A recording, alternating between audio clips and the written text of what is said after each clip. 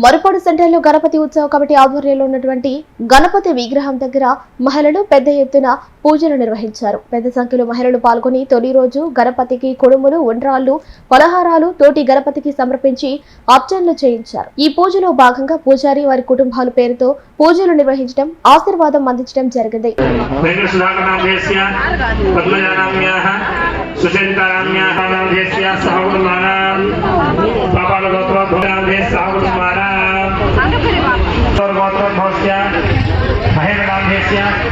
महेश्वरी नाम्याः अर्षित भास्कर नाम